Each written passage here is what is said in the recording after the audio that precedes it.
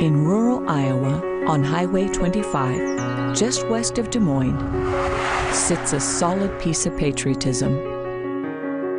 They do come from all over. You can hardly drive by this place without a car being here. It was just the rock. That's what everybody called it, this large boulder that people graffitied. Until 1999. Ray Sorensen, a hometown artist from Greenfield, Iowa, after watching a military film, decided to create something positive and inspiring. So I painted the flag raising at Iwo Jima and thank you veterans for our freedom. The response was tremendous. Since then, Sorensen paints a new mural on Freedom Rock each year in time for Memorial Day. It's just amazing what the symbolism this rock has done. One big solid rock out of a quarry. It's just brought a lot of people together. I'm not trying to glorify war because there is really no glorification in war, you know, no matter what side of it you're on. I'm trying to express a thank you. Sorensen begins with an idea for the mural, first on paper. Then he paints on the 60-plus ton rock in early May. But something happened along the way. Just by chance, the murals took on a different symbol.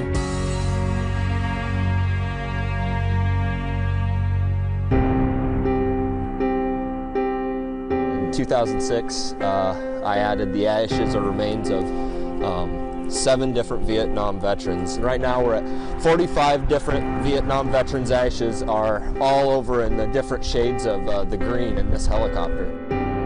Right here you can see the actual grittiness. The ash doesn't dissolve in the paint, so you can really see all these guys in here. The green helicopter with all the ashes is the one piece of mural that never gets painted over. This is my favorite. We had it taken for our 40th wedding anniversary. Jean Hall's husband, Sam, died in March of 2012 after a lengthy illness. Sam was a recipient of the Purple Heart. He got it when he was in Vietnam. He served his country, and then he wanted to go back to being just a farm boy from the Midwest. This Memorial Day, Sam Hall's ashes will be added to Freedom Rock. That they'll have a quiet time there when he puts those ashes in there and paints it on the rock. Mixed emotions.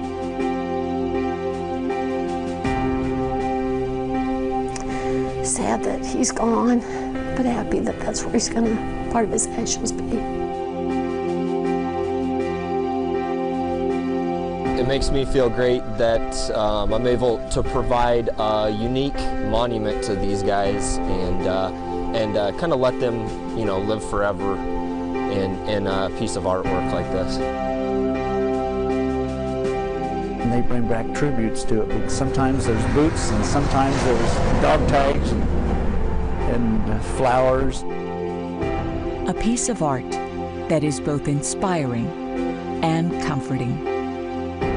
When I go by, I'll always say hello, send my love to him, and know he'll always be there. Freedom Rock represents all those sacrifices, all those years that has made America, solid as a rock, solid as a rock. It's a wonderful tribute to him.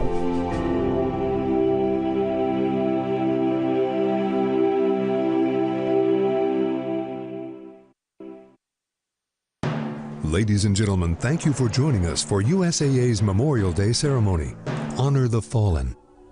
Let's continue by welcoming national recording artist Rocky Lynn with his song Little Boy in a Uniform.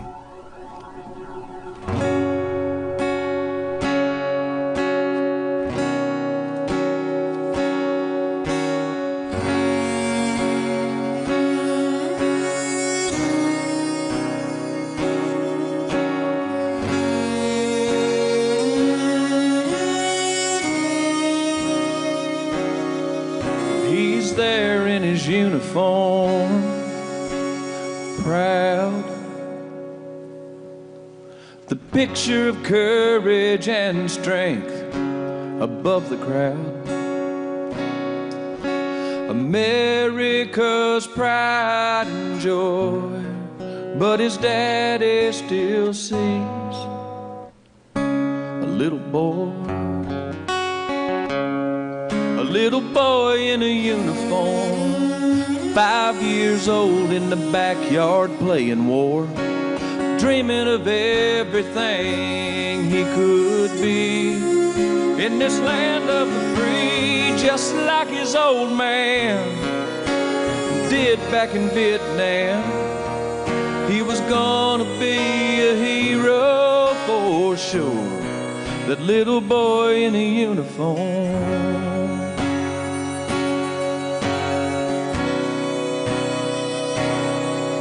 Well, we all look straight ahead, slowly walking in our dress blues, beautiful, nobody talking.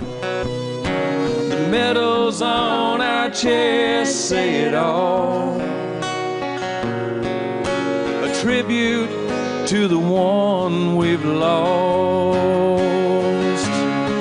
A little boy in a uniform, 5 years old in the backyard playing war, dreaming of everything he could be in this land of the free, just like his old man did back in Vietnam.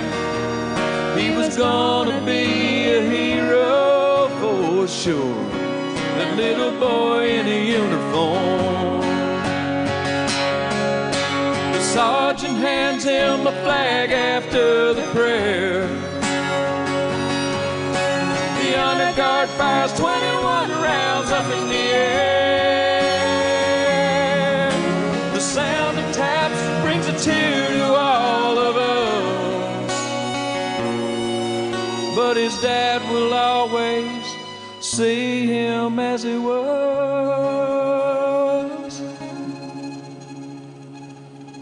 a little boy in a uniform, 5 years old in the backyard playing war, dreaming of everything he could be in this land of the free, just like his old man did back in Vietnam. He was gonna be a hero for sure, that little boy in a uniform.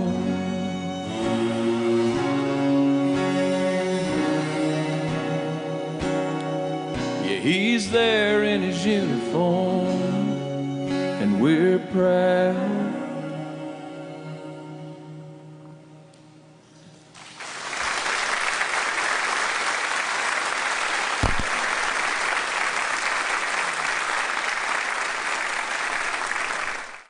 Alice Garcia is a graduate of the United States Military Academy. A member of the Adjutant General Corps, she served in Korea and Texas before being selected to serve as the Southwest Minority Outreach Officer for the West Point Director of Admissions. Her efforts led to the highest acceptance rate for minority candidates in the history of the Academy. She joined USAA through the Junior Military Officer Career Development Program and serves today as the Chief of Staff for the USAA Chief Financial Officer. Retired Sergeant Major Doug Castle is the epitome of the well-rounded Marine. He enlisted as an aircraft mechanic, serving on the crew of Marine One for Presidents Bush and Clinton. He was a drill instructor, a detachment commander at the U.S. Embassy in Moscow, and Ground Combat Element Sergeant Major in Al Anbar Province, Iraq. Today, he is a director on USAA's Affinity Team, serving as the link to 12 veteran service organizations, including the Wounded Warrior Project, Iraq and Afghanistan Veterans of America, and the Marine Corps Association. Ladies and gentlemen, Alice Garcia and Doug Castle.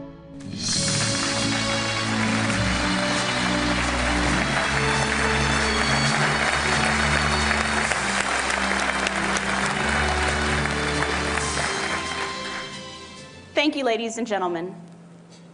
Alice and I welcome all of you here at USAA and from around the country and our regional offices. And if you're viewing this on the Pentagon Channel from around the world, welcome. We thank you for being here. Let's take a moment to thank Rocky Lynn for that heartfelt opening number.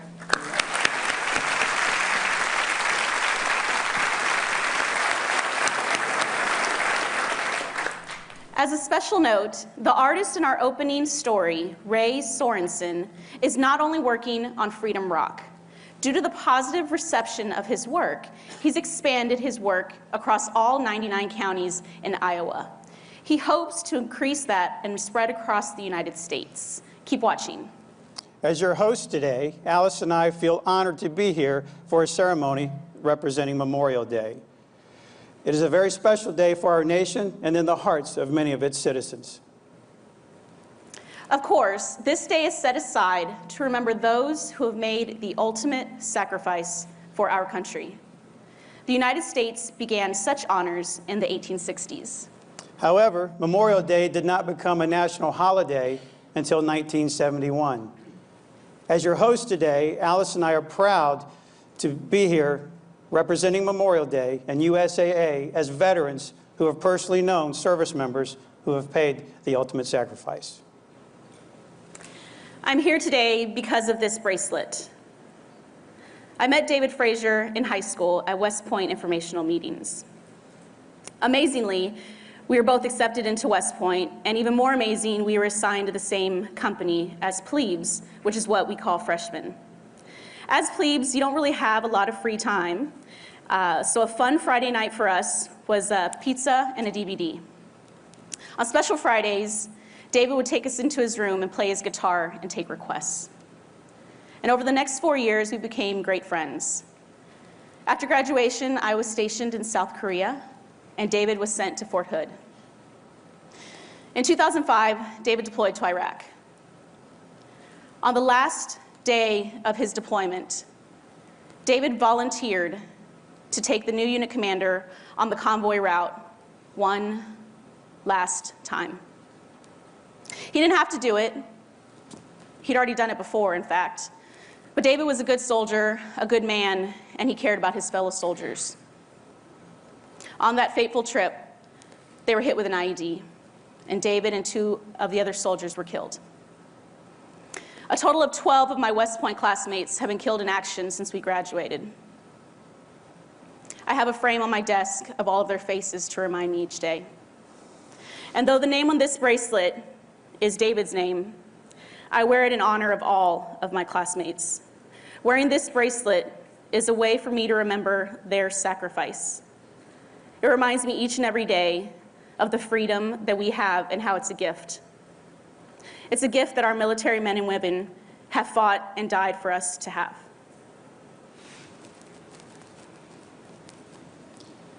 I'm here on behalf of the 83 soldiers, sailors, and Marines who were killed in action as members of the ground combat element during my deployment to Iraq in 2007.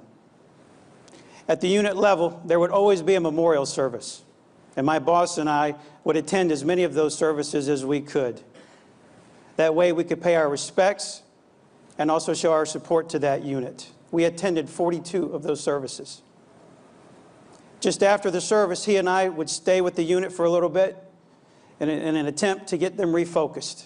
And it was during one of these conversations that I learned one of the most powerful lessons of my military career from a young Marine, some 20 years younger and 4 ranks junior. He shared with me that he would have his men write a letter to the wife or to the children or to the parents of the Marine they just lost. He also shared with me that he felt that those letters were a source of encouragement, not only to his unit, but also to the family. I asked him if I could share that idea with other units, and he said yes. So I did. At every memorial service from that point forward, I tried to share that idea.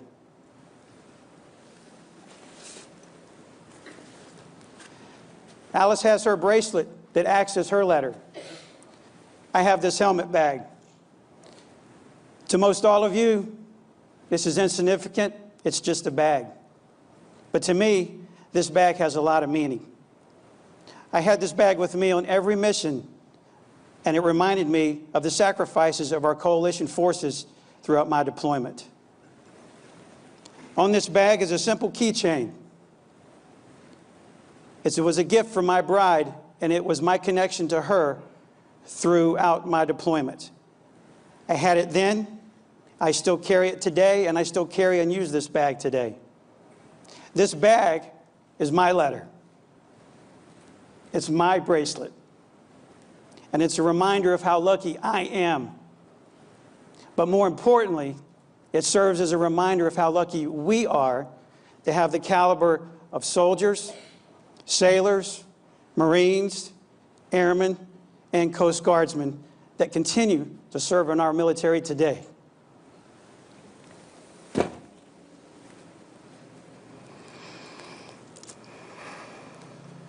Today's theme is Honor the Fallen.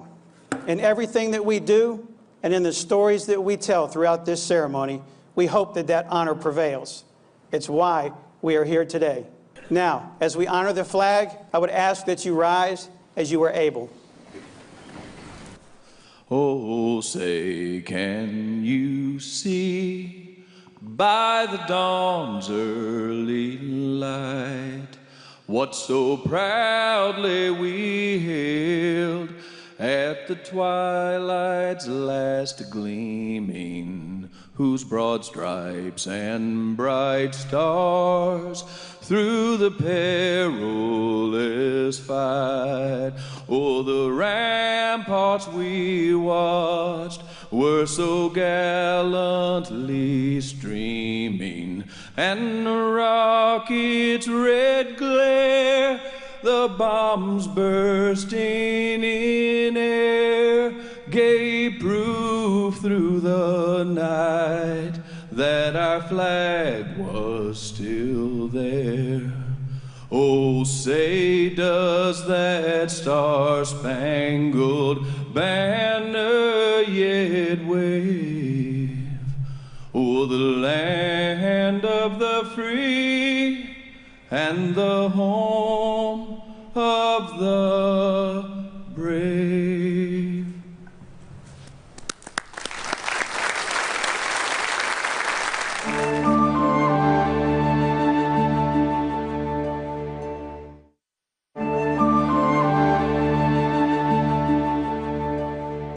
On Memorial Day, there's probably nothing more iconic in America that says memorial than the Tomb of the Unknown at Arlington National Cemetery. In fact, from this very stage, we have featured stories and imagery of this sacred place of America's heroes. Military cemeteries across our country have a significant importance for Americans, and not just on Memorial Day. They remind us of the enormity of the sacrifice and service of our military men and women.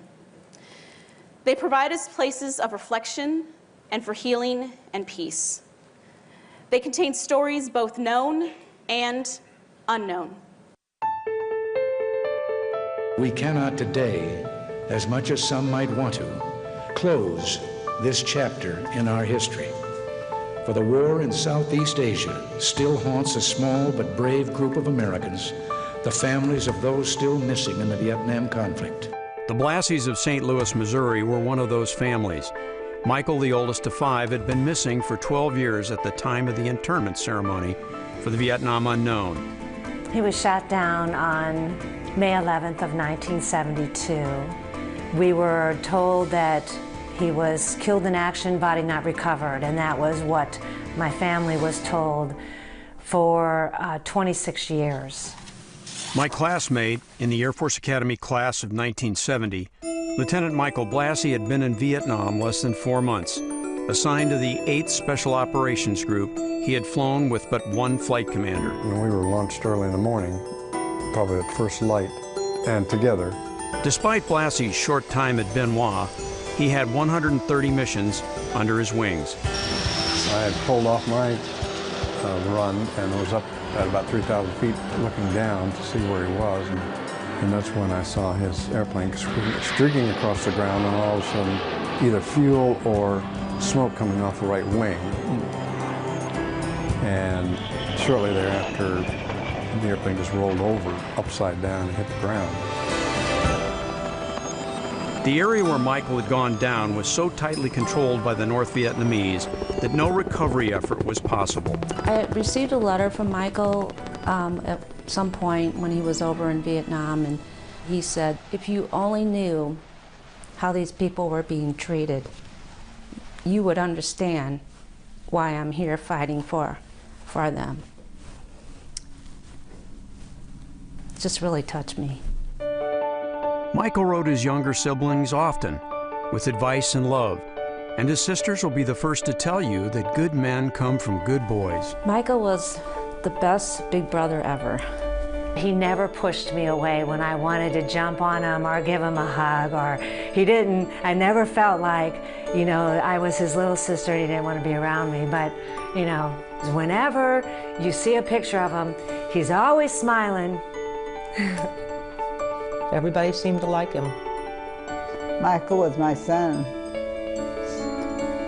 We were really proud of him. He was a real boy. He was no sissy. Michael left for the academy in 1966. On trips home, he'd wake his sister to talk. Just to give me advice, and why he'd want to do it at 1 o'clock in the morning, I have no idea, but he did. Back at the academy, Mike was distinguishing himself as part of an accomplished soccer program, both in games and at practice. We were getting ready for a major game, and Mike launched a ball from about 40 yards out, and I turned around just in time to kind of catch it in the right side of my face. It got me basically out of class for 3 days because I couldn't see. My eyes swelled up. But I wasn't the only one at the academy who felt Mike's enthusiasm on the field. His sister recalls a time when Mike was practicing a few extra kicks on his own while the school's falconer was giving our venerable mascot some exercise. He kicked the ball hit the falcon, and the falcon fell out of the sky. He just seemed to have some of these things happen. As seniors, we were enthusiastic, but we were also quite focused. We had to be. Vietnam awaited us on graduation. Our class pretty well accepted that it was important for us to be there, and there was something that had to be done, and we were really good at what we did. And Mike is typical of that group. Michael was 24 when his jet went down near An Loc. He'd been missing to his family for 19 years when his father, a World War II veteran of Normandy, died and was buried in Jefferson Barracks National Cemetery in St. Louis. As he'd requested, Lieutenant Michael Blassie was inscribed on his tombstone. His son's name would not be lost. In the mid-90s, journalists were proclaiming that they did know where Michael was, that his remains were buried in the Tomb of the Unknowns. And in 1998, a DNA test confirmed their suspicions. It had been 26 years since his death. Michael was found. That is our brother, my mother's son, that was placed in that casket and who laid in state at the Capitol and went through the streets of Washington, D.C. and was buried at Arlington Cemetery in the Tomb of the Unknowns that day in 1984. And during that ceremony, President Reagan said, As a child, did he play on some street in a great American city? Or did he work beside his father on a farm out in America's heartland? We'll never know the answers to these questions about his life. Yes, we do know. And he does have a name. He did not only die for his country, but he served an additional 14 years because our country selected him and placed him there in a place of honor. His brother George, who had been hoisted so proudly to his cheek as an infant, would escort Michael back to St. Louis to be buried, as his father was, at Jefferson Barracks. And when we went to the funeral, it was like the city was having a party at the cemetery. The whole city turned out, it looked like. It felt to me like the country was finally honoring the sacrifice that their veterans had suffered. It did help. It did help a lot. Today, students will line up reverently in Arlington, but most will not know that the center of the 3 ground-level crypts before them is empty. that the unknown from Vietnam has returned home and reclaimed his name, and by doing so, helped to mend a nation.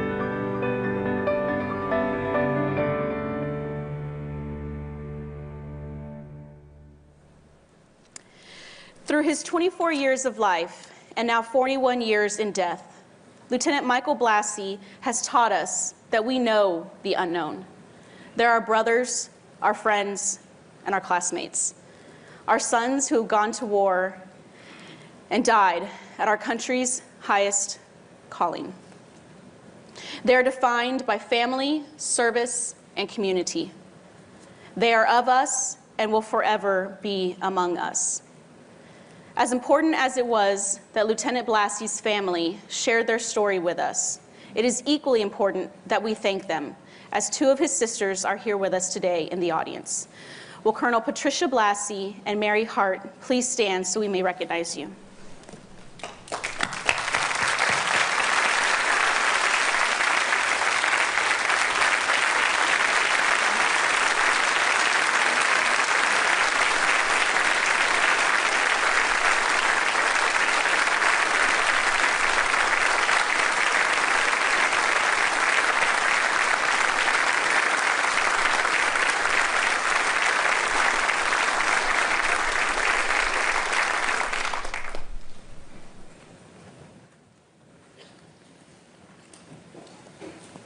As we speak of Vietnam, USAA is a corporate sponsor of the Vietnam War commemoration going on nationwide as we celebrate the 50th anniversary of that war.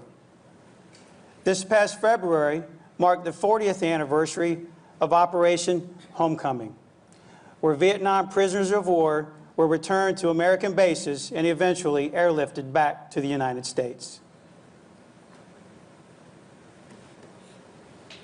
As we continue with today's ceremony, it's time to get to know one of our own.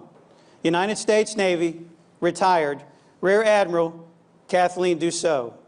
She now spends her days here with us at USAA. Let's get to know her a little better. Rear Admiral Kathleen Dussault culminated a 33-year career in the U.S. Navy as the Director of Logistics and Corporate Operations for the Chief of Naval Operations. Admiral Dussault served tours as the Director of Task Force 2010 in Kabul, Afghanistan, Commander of the Joint Contracting Command in Baghdad, Iraq, and at sea aboard 3 ships during Operations Desert Storm and Enduring Freedom. Today, she is responsible for the physical plant and the care of more than 25,000 employees as Senior Vice President of Corporate Services. It is with great pleasure, and I ask you to help me welcome Kathleen Dussault.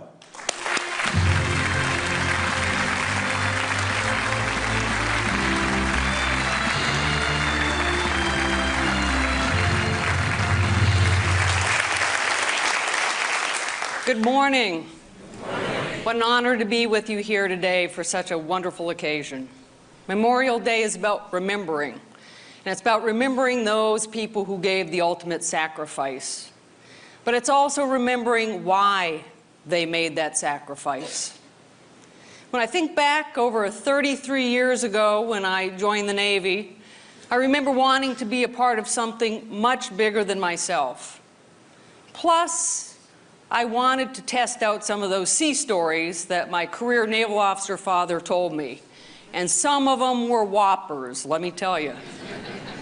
But I knew then, and I know even more now, that our United States is a city on a hill. That while other countries were created out of natural borders, ethnic groups, and common cultures, our country, our United States, was forged out of common ideals, and at the very center of that was the notion of freedom. To the authors of the Declaration of Independence, they described life, liberty, and the pursuit of happiness. And 33 years ago, as a young ensign, coming out of officer candidate school as a 90-day wonder, I was ready to pursue that happiness. Plus, I wanted a big challenge, And I wanted to go where very few women had been allowed to go, which was to serve aboard naval ships. Iron men, wooden ships. I wanted to kind of change that paradigm. So my naval career ultimately centered around logistics and supply and procurement, and I wasn't in much personal danger most of the time as I was sailing the high seas. But even then, I was reminded what Memorial Day today is all about, especially when I was assigned to lead the Joint Contracting Command in Iraq and Afghanistan in 2008. This was a combat zone, and the threat of roadside bombs made each and every convoy ride truly a soul-searching experience. I have poignant memories of attending ramp ceremonies where fallen comrades began their final trip back home to our United States. I remember also the people I met who were there advancing the very ideals that caused me to join the Navy 33 years ago, like Phil Murphy-Sweet. Phil was a Navy Supply Corps commander. 42-year-old Phil had accepted a ground assignment in Iraq, and then he volunteered to stay for another 2 months. I knew Phil as a supremely competent and trusted colleague. He was charged with managing the construction of a justice center in Baghdad where Iraqi judges could safely live and work. This project, the Rule of Law Green Zone Project, was certainly a target for insurgents. They wanted to squelch an idea so essential to a democratic society, the rule of law for the new Iraq.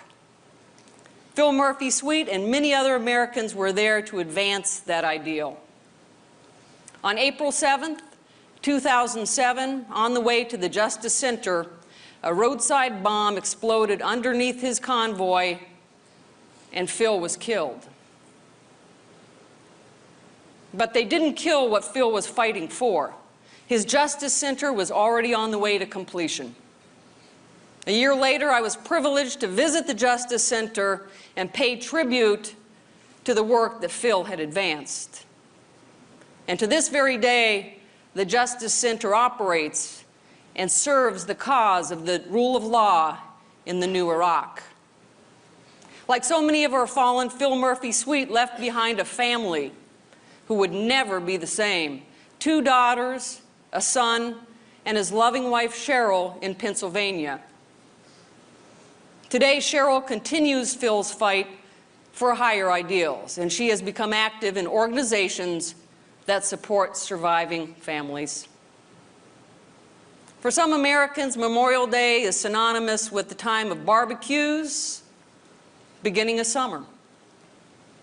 For families like Cheryl's who have buried their heroes, or brothers and sisters in arms who have served alongside them, Memorial Day is about so much more. On this day, as Americans, remember that we are indeed a part of something bigger than ourselves. We remember that there really are things worth fighting for.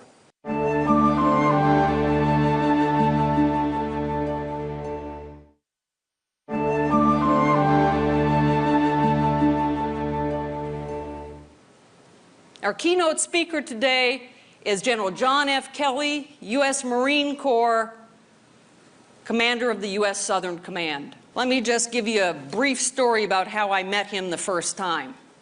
He might not remember it quite the same way.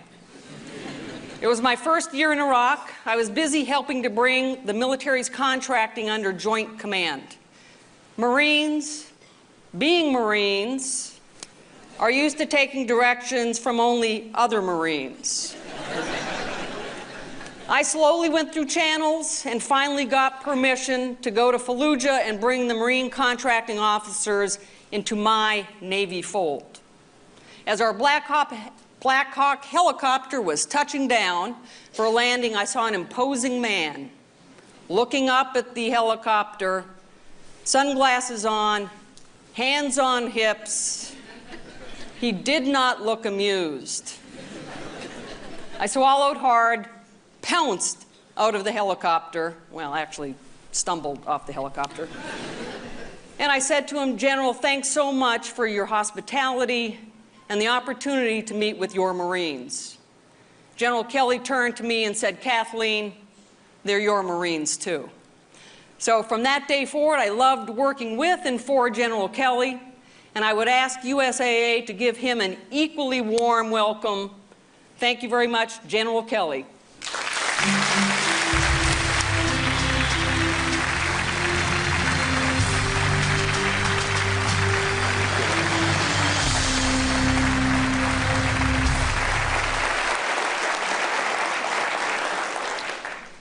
Well, thanks so very much. It's certainly a pleasure to be here, and I want to thank General Robles and the whole USAA team for doing something that is almost a lost art in our country, and that is keeping Memorial Day where it should be, and that is as a vehicle to remember our war dead. I'd like to share with you a few statistics. There are 25 million living veterans in our country today. Since George Washington commanded the Continental Army, 42 million Americans have served the nation. 1 million have been killed in its defense. Another 1.5 million wounded. When most of us think about military cemeteries, the first thought that comes to mind, of course, is America's Valhalla, Arlington National Cemetery in Northern Virginia. But there are many, many more across the United States. Most Americans don't know that there are also 24 American cemeteries maintained overseas, with 125,000 graves of our fallen. 61,000 rest in France. The result of 2 wars that saved Europe from horrors unimaginable to Americans today. Unimaginable, that is, unless you were a veteran of that war who saw it with their young eyes. So those of us safe in America and those of us yet unborn would never have to. There are also memorials overseas for an additional 94,000 Americans who were lost at sea or their remains never recovered from 1,000 foreign battlefields. With all of this service, with all of this loss, we as Americans can be proud of the kind of people we are, as we have fought not to conquer, but to defend ourselves. We have never enslaved any with whom we have fought. We have no empire. On the contrary, billions across the planet today, and billions yet unborn, live free because Americans have fought and died. And once peace achieved, we have rebuilt the destroyed cities, economies, and societies of those who only a few days before were our bitter enemies. But we should be ashamed of ourselves if we forget that as we enjoy the coming long weekend, that we are today again at war, and a new generation, a greatest generation, continues to fight and win against the merciless enemies on our behalf in Afghanistan and in many other locations around the globe. Those with less of a sense of service to the nation never understand it, when strong and committed men and women stand tall and firm against evil, just as they can't begin to understand the price paid so they and their families can sleep safe and free at night. The protected never do. What the experts, what the commentators are missing, what they will never understand about us is the sense of commitment, joy, and honor of serving one's nation in uniform. Every veteran and the loving families who supported them and support them and fear for them every day, however, do understand. Memorial Day is not so much for the Gold Star families, but more for the nation and for its citizens. The families of the fallen need no reminder. They remember every day. They remember all day. It never goes away. They remember every second of every day in the lives of their loved one until the instant they were informed of their deaths, and then run those memories through their minds and their hearts every second of every day thereafter. The Gold Star family story typically starts in the same way, usually with a knock on the door in the morning when a casualty officer who's been probably sitting out in front of the house for hours waiting for the first lights to come on. He dreaded the mission he'd been assigned that day. He was not glad to be there, the casualty officer, but he was privileged to be there, as the duty is a sacred one. It is an honor to be called to do it. The minute the door opened and a family member sees him framed in the doorway, they knew. They knew without being told. Before he uttered his first words, they knew. After that, it varies a bit. Some collapse in grief and cover their faces, screaming and striking out in panic and disbelief as images of a happy little boy or girl race through their minds. Others slam the door, trying to somehow turn back the clock and make it all go away. Most, however, simply invite the casualty officer in, offer him a cup of coffee, and sit quietly as the story of the death of someone so loved is related in words that don't seem to make any sense, are nearly impossible to comprehend. Every casualty call is a little different, but in the end, the result is always the same. A family is brought to its knees in a grief that is unexpectedly physical in its impact, unbearable to the mind and agonizing to the heart. A grief that never, ever goes away, not even with the passage of time. Then begins the waiting and the heartache for these families, as minutes seem to turn to hours and hours into days. The family waits, there's nothing else to do, as the military with precision and reverence brings the remains of their cherished loved one home to the country they served, to rest in the good earth of the America they loved. They are now part of a legend that, God willing, will never end, our America. In past wars since the birth of our republic, the burden of stopping such evil fell on the shoulders of entire generations. Today, the task is taken up by only 1% of America. They are the men and women of character who believed in this country enough to put life and limb on the line without qualification and without personal gain. I've been privileged to walk among some of these heroes in combat. I've seen them literally turn the intangibles of commitment, bravery, and selfless devotion into real and meaningful action. Like the million who fell before them in America's past wars, the fallen, we've come here to memorialize today, unhesitatingly climbed into trucks or helicopters or departed the wire on patrol and did it as if they were born to it. We're indestructible, we're without fear. They learned early, as anyone who has ever truly experienced combat does, that the fear is always with you. You also know how random combat is and how you have little control over whether you live or die. And their families should know and hopefully take comfort in the fact that when they fell, they were not alone. When they went, they were surrounded by the finest men and women on this earth, their buddies, who desperately tried to save their lives. They held their hands, tried to comfort them, prayed with them, listened to all the little stories about their families and their homes until they were gone. They were not alone, and when the Spirit left them and God in His wisdom took them to His bosom, their military family lovingly sent them home to you, to their families. In my hundreds of trips to military hospitals around the country since 2003, the start of this war, I've visited with thousands of grievously wounded American kids and their families. No matter how battered they were, no matter how many arms or legs they'd lost, their families, thank God, they'd come home to them alive. But they also always very quietly asked me if it was worth it. I never tried to answer that question. I couldn't. It wasn't one of my boys lying there in the bed. I could never fathom the innermost thoughts of a parent who stood watch through the night at the bedside of someone they loved so much who was so terribly wounded. Who was I to offer an opinion? In my dozens of conversations with families of the fallen at Dover, or at gravesides at Arlington, or at gatherings like this, I've been similarly asked if it was worth the life of someone they brought into the world, raised and nurtured so lovingly, and so much look forward to seeing grow and find wonderful husbands and wives, and give them grandchildren to spoil. Again, I had no right to reply, because as hard as I tried to understand what the immensity of their loss might be, and the depth of the sorrow in their heart, I knew it was impossible. My sense then was it is inconceivable for anyone to understand that had not had his own heart pierced with such sadness. I learned I was right. Since the instant I received the news in the foyer of my own home from a casualty officer executing his sacred duty, until the day he was buried 2 weeks later, I asked myself the same question 1,000,000 times over.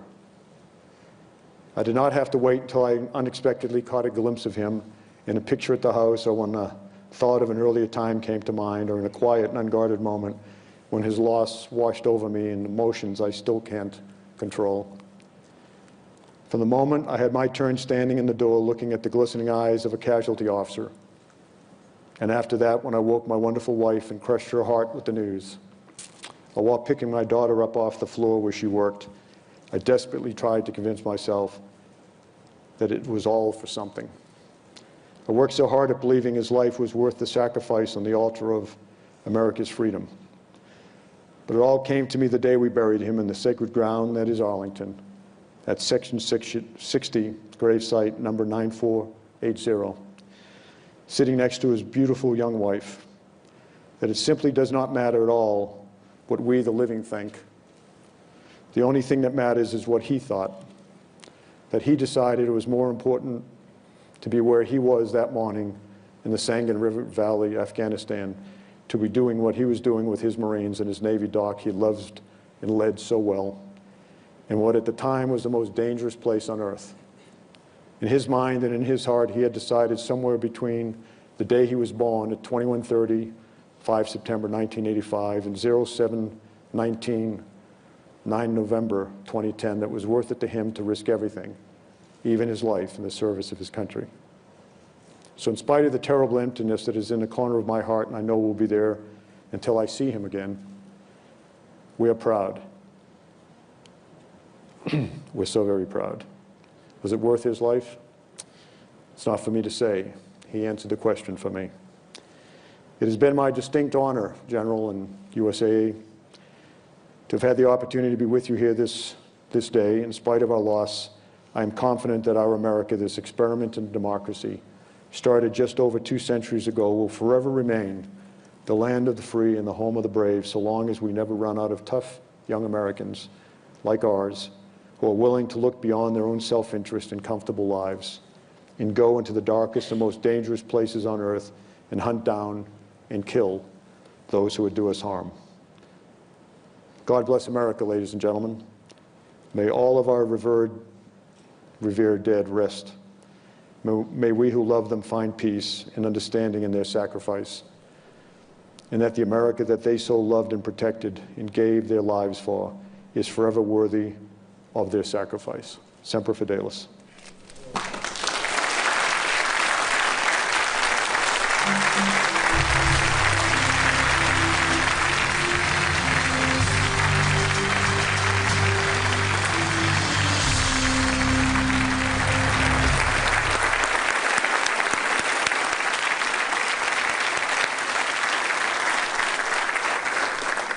Thank you, General Kelly, for those heartfelt words. Ladies and gentlemen, we now move to the ceremonial part of our program, the Purple Heart. There is no more direct acknowledgement of the sacrifice our military makes in performance of duty. It speaks to the physical sacrifice, the commitment, the courage of anyone who wears it. USAA will be honored today to receive 2 Purple Hearts that have been lost and will now have a home here at USAA in our military display.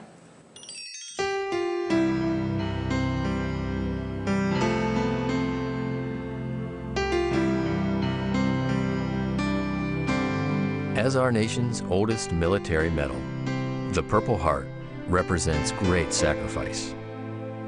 It was established by General George Washington in Newburgh, New York, August 7, 1782, for military merit and for wounds received in action. Now, an estimated 1.9 million Purple Hearts have been awarded in our history. Unfortunately, over time, some of these hearts have lost their way. Captain Zachariah Fike has made it his personal mission to return them to a place of honor. I'm an avid antique collector. So in 2009, my mom, for Christmas, attempted to buy me something along those lines. And she purchased or rescued a military Purple Heart out of an antique shop. And she gave that to me as a Christmas gift. And as soon as I saw it, I knew what it meant, what it symbolized. And I knew it didn't belong to me. And it took me a year but I was able to track down the veteran's family and return that medal to them. So in the case that, a family can't be found, I always try to donate these medals to a place of honor, and I really believe USA is one of those places. And that's essentially why I'm bringing these 2 medals here to USA. USAA is just such a home, an organization that is committed to serving our military and veterans who have honorably served and their families. May the heritage it represents be sacred to those who understand the price paid to earn it. I'm very impressed with what Zach does. He has the passion. Zach does this out of his heart. He spends a lot of his own money doing it. He spends a lot of his own time just traveling around to find these family members. And like I said, I had not been to one of his ceremonies yet, and I want to witness the expression on the family member's face when they get that Purple Heart back. To all who shall see these presents, greeting. This is to certify that the President of the United States of America, pursuant to authority vested in him by Congress, has awarded the Purple Heart. These men stand in the unbroken line of patriots who have dared to die that freedom might live and grow and increase its blessings. Freedom lives, and through it, he lives in a way that humbles the undertaking of most men. Harry Truman, President of the United States of America.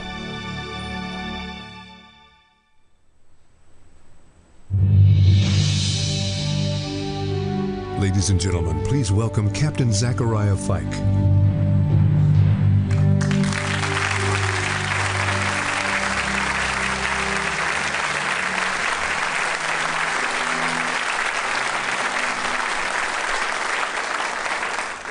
On behalf of Purple Hearts Reunited, I am honored to be here today at USAA. An estimated 1.9 million Purple Hearts have been awarded throughout our history. On the stage today are 2 of those medals, a Purple Heart from World War I and a Purple Heart from World War II, both earned by young men who've either paid the ultimate sacrifice with their blood or their lives for our nation so that we could be free.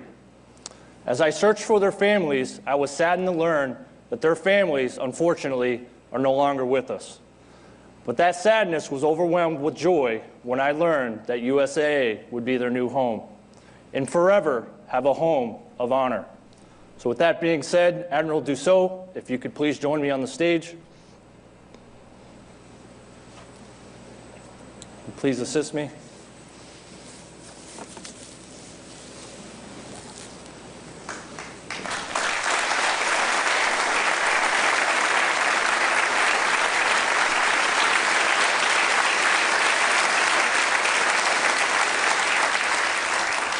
Captain Fike, on behalf of USAA, its members and its employees, thank you very much. We will find a home of honor for this display. Thank you. Thank you.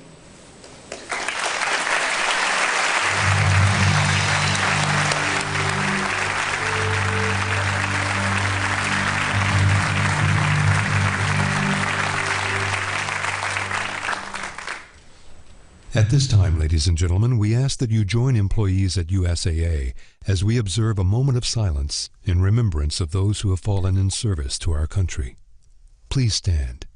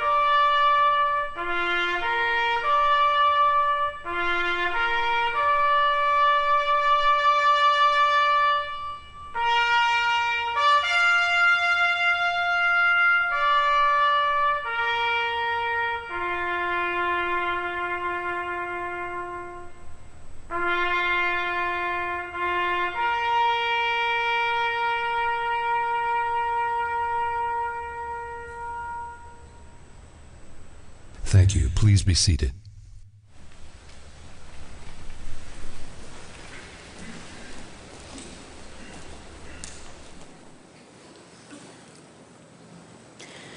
What a truly touching moment.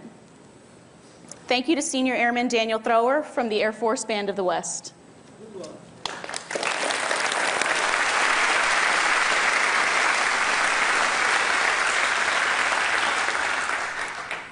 And we look forward to seeing these medals on display here at USAA. And now, with the meaning of these medals reinforced in all of our minds, here in our audience, if you have earned the Purple Heart, please stand so that we may recognize you.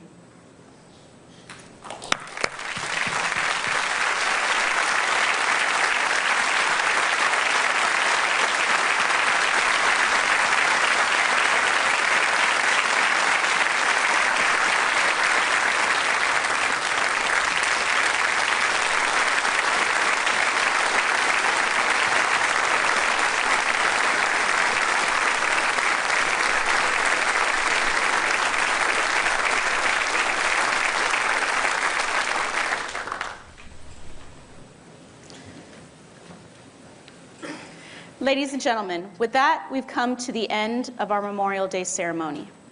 We want to thank you for coming, and hopefully you've been reminded of the true meaning of Memorial Day. Maybe with a thought or a memory here or there, Memorial Day means more to you now than it did just an hour ago. Alice and I are honored to have been your host today, and we thank each of you for joining us. We ask that you remember Memorial Day, and please remember to honor our fallen.